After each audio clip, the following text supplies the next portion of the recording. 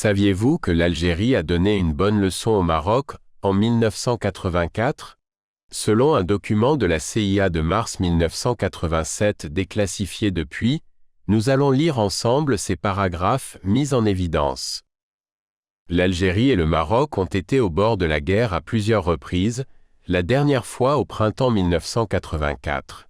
Cette année-là, les forces marocaines ont expulsé le Polisario de presque tous ses camps de base au Sahara occidental.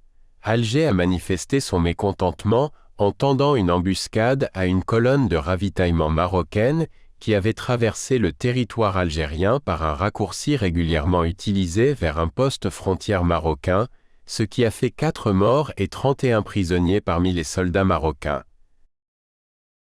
Survolant le Sahara occidental en avion de chasse et pénétrant profondément dans l'espace aérien marocain, déployant ses intercepteurs les plus récents et les plus performants, les MiG-23 Flogger B, jusqu'à la frontière marocaine, menant l'exercice le plus vaste et le plus sophistiqué jamais tenté par l'armée algérienne et l'organisant près de la frontière nord du Maroc non défendue. Nous pensons que l'Algérie aurait l'avantage dans une guerre de raids. Les forces algériennes sont bien mieux équipées et déployées pour des explorations superficielles de l'autre côté de la frontière.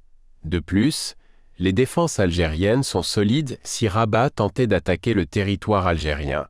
Enfin, l'Algérie dispose de dizaines de bataillons prêts à agir. En revanche, les unités marocaines seraient bloquées par la guerre du Sahara occidental dans la plupart des scénarios.